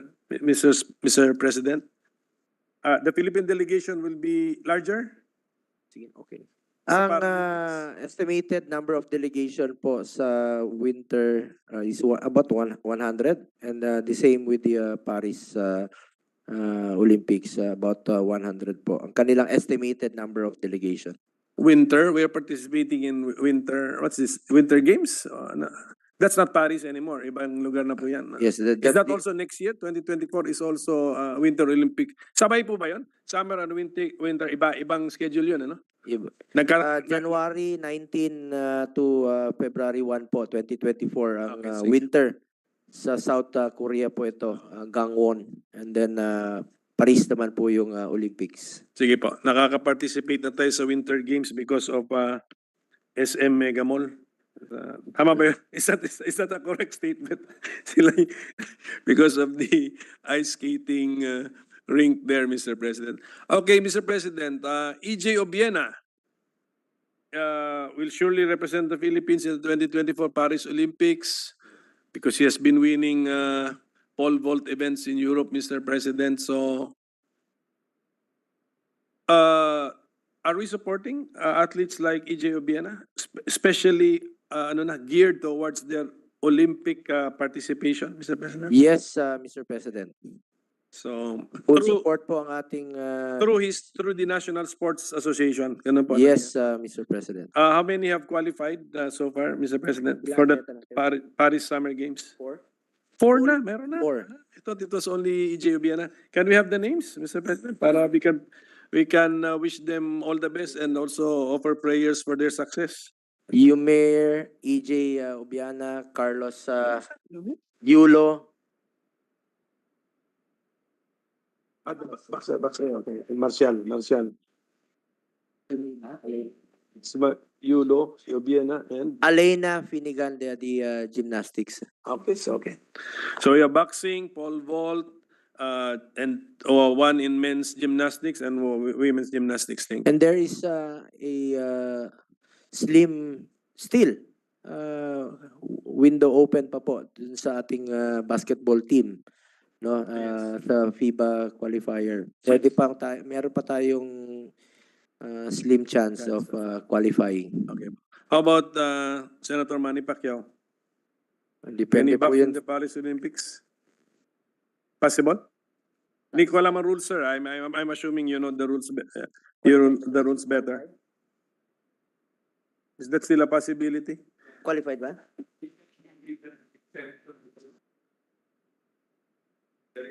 According to the Philippine Sports Commission commissioner, he can be given a exemption, no? Okay, since there's a possibility, di mag-sparring na po kami ni Senator Manny Pacquiao. You're the team manager, Mr. President. No, we will spar over the chessboard, Mr. President.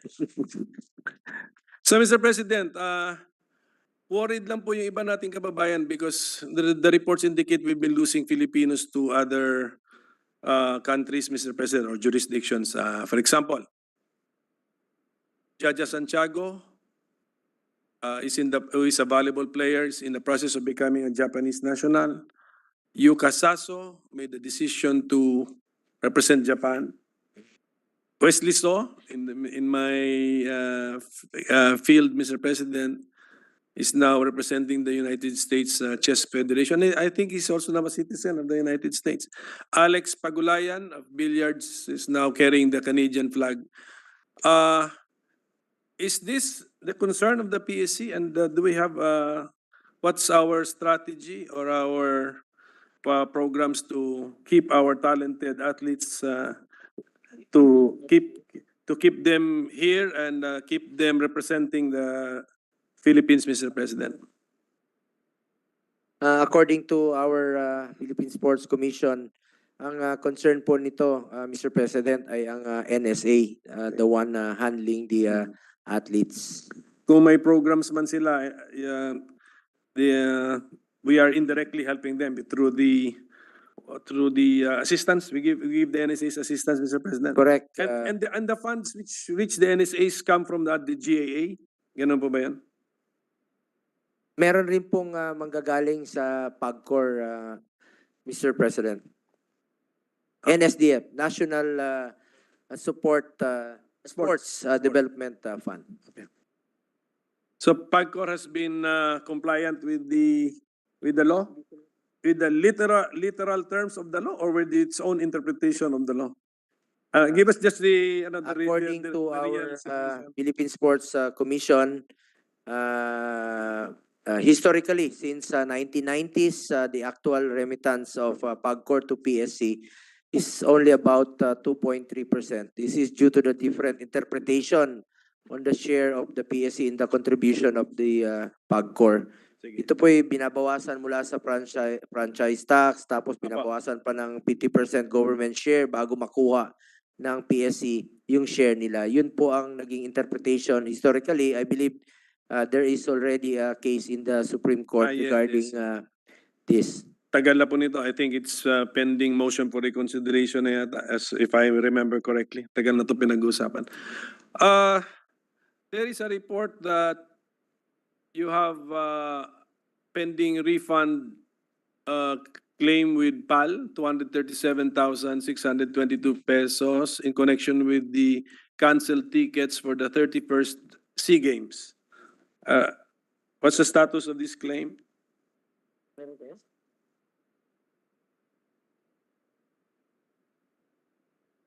Yan ang COA. Yan lang, ganyan ang kasimple ang COA. Sa kasalukuyan po, nakikipag-coordinate pa po ang PSC, Philippine Sports Commission, with the Philippine Airlines. Gamitin na lang sa future flights ng ating athletes, Mr. President. So last question, Mr. President. At any rate, the PSC is appearing before us on a high note because we successfully held the FIBA. So from the sponsor, how much did the government spend for FIBA? Yung assistance po natin na binigay, 1 billion? Actually, we allotted last year, no, through the initiative of our finance chair. We added 1 billion in the hosting of Yes. the FIBA Uh-uh. World Cup this year, actually. Mm-mm. And then Sure. nakita naman po natin, we were able to boost tourism, Yan. and we showcased how beautiful our country. So the Yeah, actual actually, amount as of as to date 100%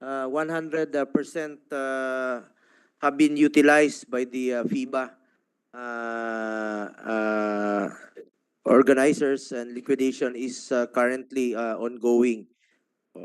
Yes. The 1 billion is 1 billion. Yeah, 1 billion is fully Yes, utilized. ang argument last year was that, there will be some economic returns and maybe more. So now that it is over, can we get a report from the chairman? What have been the returns? Medyo economic, reputational, whatever, goodwill returns, Mr. President. Tingnan natin if we can quantify it. Was the promise made last year fulfilled, Mr. President? The reports?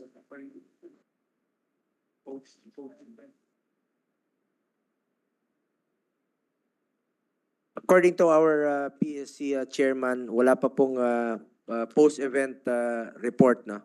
But well, will one be made, Mr. President? And who will make it, Mr. President? PSC? PSC? Are you going Yes, the number of visitors who arrive, team, mga ganon, attendance in the games, the estimated tourist revenues, etc. The committee will ask the Philippine Sports Commission to submit a report to Just this to committee. formalize it, pero ako ang feeling ko, ang gut feeling ko, it was a success. Yes, correct, Mr. President. Masaya yung mga European players, from other countries, and even there, meron pala yan sila mga fans na following them para pala mga sports club yan. So, I saw the YouTube postings. They were happy, Mr. President. And Mr. President, the Philippines held a successful hosting of the FIBA World Cup, which featured 32 nations, Mr. President. The Philippines finished with a ranking of 24, no? At nag-improve po tayo, which granted them a slot for the Olympic qualifying tournament for basketball. Ito po yung sinabi ko na meron pa tayong slim chance at Philippines. Pero may momentum tayo after winning the Asian Games. The Philippines also broke the record for the most attendance of a FIBA game, World Cup game in an indoor arena. Yung 38,115 fans inside the Philippine Arena last August 25 during the opening of FIBA World. Record-breaking po yun sa FIBA World. At nakita naman natin, Mr. President, pag well-organized po yung tournament, ang ganda po. Talagang well-prepared po yung organizers at we showcase the world how beautiful our country. so on that high note, Mr. President, I terminate my interpellation and congratulate the sports family in the Philippines, led by the Philippine Sports Commission, the Games and Amusement Board. Congratulations for all of your achievements. I hope 2024 will also be a banner year for Philippine sports. Hindi naman kailangan gold medal lahat, but masaya. I mean, masaya tayo, and we're proud to participate. We're happy to participate, and we enjoy watching Filipinos participate, and we enjoy supporting them. So thank you to the sports family and also to our sponsor, Mr. President, for his patience. Maraming salamat po sa inyo lahat and good luck for 2024. Salamat, Mr. President. Thank you. Thank Mr. you, President. Leader. Senator Cayetano and Senator Angara will no longer ask questions, Mr. President. And may I just put on the record my sincerest thanks and gratitude to the men and women behind Philippine Sports Commission and the Games and Amusement Board. We have been supporting these two agencies since time immemorial. I'd like to put on record, Mr. President, that I grew up idolizing basketball players, the likes of our chairperson, Richard Bachman. I remember watching them when I was in my elementary days, Mr. President. Kayo po pala ay college na noon, Mr. President. Binanggit niyo kanina, kaklase niyo po si Chairman. Classmate ko yan. Yes, Oo, because my classmate cousin, yan. Mr. President, Bobby Jose, is also a member of the national team, RPU team, together with our chairman. And so I remember those days that I was watching them with Coach Jolipa, Benji Paras, and the others, Mr. President. So I just want to put that on record that we are in full support for the budget of Philippine Sports Commission and Games and Amusement Board. Mr. President, there being no other reservation for interpellation, I move that we close the period of interpellations and debate and consider the budget of the Games and Amusements Board and the Philippine Sports Commission to be deemed submitted for the body's consideration. I so move, Mr. President. Yes, also I'd like to echo the statement of the Majority Floor Leader. Congratulations, particularly to the Philippine Sports Commission, working closely with the POC for a successful FIBA event, as well as our Cambodia Sea Games, which we did, I think, very well. One of the best showings that we've had outside of the Philippines, and also the Asian Games. One of the best showing we've had outside of the Asian Games. So, I mean, outside the in the last Asian Games, last few Asian Games, if not in a very long time, that was the best showing that we've ever had. So, we're hoping that we can get lucky again in the Olympics. And this, as mentioned earlier, how many? 4, no? Are already sure. There's Marshall, Yumir, Obiena, our gymnast, Kaloy, and a martial artist, no? Who is that, Senator Bong? Alaina, the gymnast, Carlos Yulo, EJ Obiena, and Yumir, So far, 4 lang. 4. 4 pa po sa ngayon. Sa boxing, konti lang. Only 1 was able to qualify so far. That's, oh well. Mr. President, nakita niyo po yung pagsuportado ng NSA tulad ng Arnis. Nakita ko yung Senate President natin. Talagang pumunta ron, sinuportahan, full support. Actually, me and my schoolmate were trying to work out na may Arnis sa Thailand. We're really trying our best to be able to have Arnis in the Thailand SEA Games. Because if we're successful in having Arnis in the Thai SEA Games, it will already be a permanent SEA Games sport. Kasi dapat 2 consecutive. Nangyari, when we played it here in 2019, binola tayo ng Vietnam na they'll play it in Vietnam, but they did not. I don't know for whatever reason. And fortunately, Cambodia hosted Arnis last year. So now we're hoping that if Thailand will host it, permanent na po yung Arnis, which is a source of medal. It's a medal haul for us. In the last Cambodian SEA Games, kung pwede po ako magyabang ng konti, we were the most be-medal team. Yeah, we got 6 golds, 2 silvers. Taekwondo kasi got 6 golds, 1 silver. Kami 6 golds, 2 silver, and the rest bronze.